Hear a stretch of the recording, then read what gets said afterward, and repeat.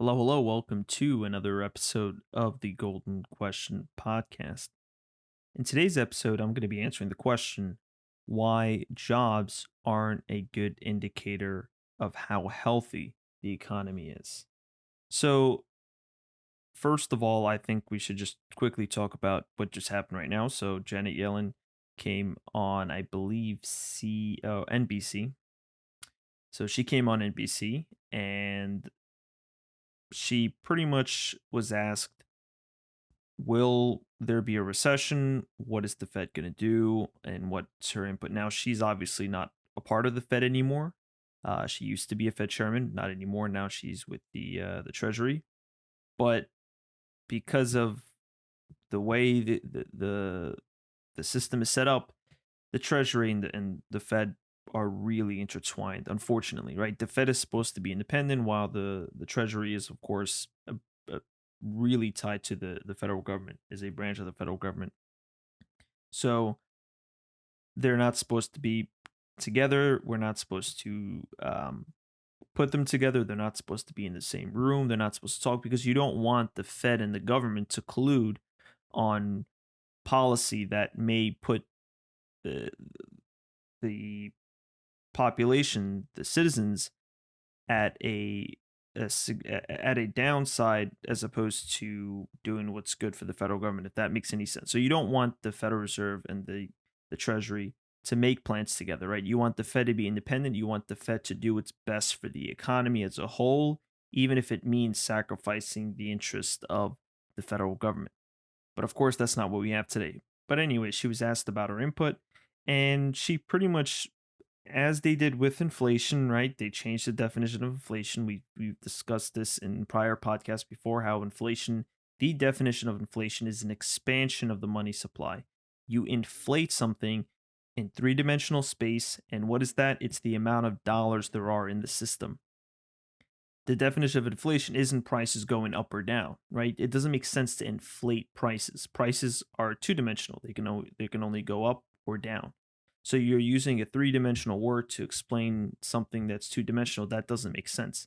So inflate is three-dimensional, and all inflation means is an expansion of the money supply. So the money supply increases. Now, it may not directly correlate to prices increasing, right? If the money supply expands and people just take these dollars and shove them in their mattresses and don't do anything, prices might not go up. But inevitably, prices will do go up 99.9% of the time. But again, that's not, don't misconstrue the definition of inflation to what its side effects are that may happen almost certainly. So they've already changed the definition of inflation. Now it looks like they're willing to go ahead and change the definition of a recession. Now the definition of a recession is, of course, 2 quarters of negative GDP growth, but even that definition is still a bit wonky because you're looking at the condition of an economy based solely on GDP. So yes, she's right that in a sense you want to look at other indicators as a whole, but of course they're only saying this because the GDP indicator isn't looking that well. And now they have to look at other indicators. Obviously, they're going to point to indicators that are favorable in their argument and say that those are the indicators, right? If the real estate market isn't doing well, if the automobile market isn't doing well, but and this is I'm saying this as this is the way the current condition is, right? The real estate market isn't doing well, the automobile market isn't doing well, the finance markets aren't doing well, the stock market isn't doing well, but it just happens to be the labor market is doing well. Oh well, yeah, you can't base the economy on those other indicators. You have to look at the labor market. So you obviously they're just picking and choosing what factors are favorable to them at this current moment and say that those are the leading indicators of whether or not the condition of the economy is good or not. So you have to be consistent. You want to look at the economy as a whole, but I think from my perspective, the labor market is the worst indicator of an economy because when you look at the labor market, what can it tell you? It can tell you whether or not people are employed or not, and whether or not people are looking for jobs or not. But what does that really tell you about the state of the economy? Again, I'll bring it back to Adam Smith. Ultimately, the best indicator of an economy is its output, is its productivity, its production.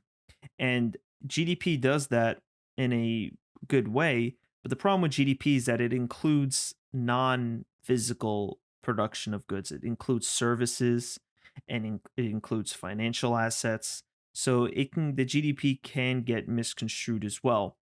For me, it's the best indicator is looking at real tangible production of goods because at the end of the day, that's what matters.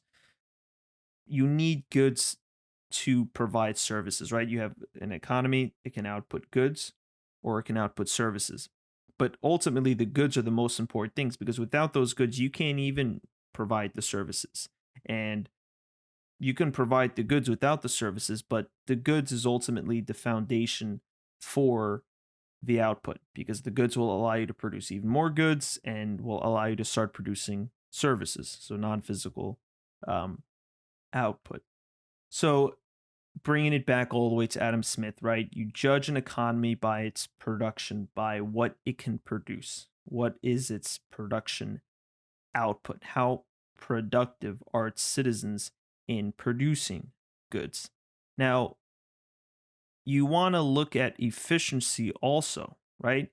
If you have two economies that both produce the same amount of goods, the same quality of goods, the same amount of goods, but one economy has 50% of its citizens employed, while another economy has everyone employed, which economy is better? It's the one that does it in the most efficient manner. And in this case, it's going to be the one that is 50% employed. So you cannot look at employment solely as an indicator of the economy because there can be an economy, if you keep all else equal, that can manage to produce the same thing but require fewer workers. And what does that tell you? That means that the workers themselves are more productive. They're more efficient in producing the same amount of goods. So when you look at employment and say, "Oh my gosh, look at all these people coming into the labor market." Well, you have to look at the production output.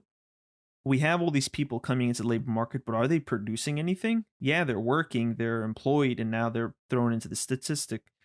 But are they doing anything? Are they actually producing something, or are they just getting um, included in a number? Right? Employment in itself is nothing. Employment is simply a byproduct of the economy. It's a byproduct of the economy trying to produce goods. And if I'm producing goods myself and I want to produce even more goods, I go ahead and hire people. So employment is not an indicator. You have to base it off something else. But the fact that Janet Yellen comes out and says, "Hey, we have all these people that are coming back to the labor market, but all the other markets and all the other indicators are failing," that probably tells you something bad, that we're no longer productive. We have all these people that are now hired, but they're not producing anything. So at the end of the day, you cannot look at the employment figures. You cannot look at the labor market as a indicator of the health and viability of an economy. And this goes back all the way to what Adam Smith said more than a century ago, almost 2 centuries ago now. And that is, you need to look at the productivity of an economy, how efficient it is in producing the most amount of goods possible. And if that means fewer people work, then so be it. But because fewer people are working, that is a good sign in the sense that people don't have to work. You have fewer people who can produce the same amount of goods and require less workforce. So fewer people have to work. More people can store their past productivity. So let's say I've worked 20 years of my life and now I saved up enough because I've become so productive. I've saved up a lot of money. Now I could live off those savings for the rest of my life and I don't have to work.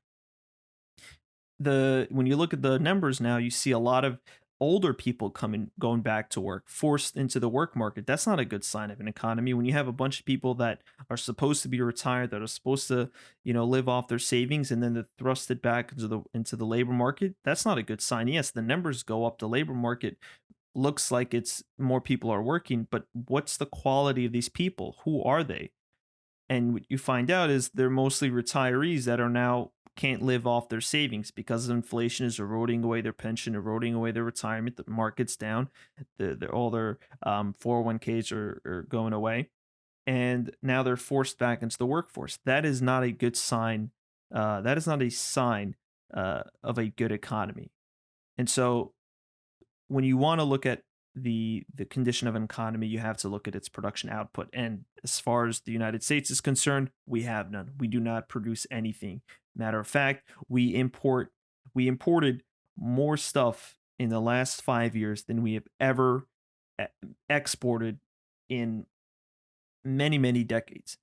I mean, you look at these ships. I was on the ferry, the Staten Island ferry the other day, and you see this huge cargo ship filled to the brim. I mean, there was no, this thing was at maximum capacity coming in. And of course, what's going to happen? It's going to dock. All of that is going to get unloaded. And guess what? That thingy is going to go back empty to the country where it came from. And I told my friend, it's funny, we don't even produce the ships that we get these goods from, right? Even the ship itself was foreign.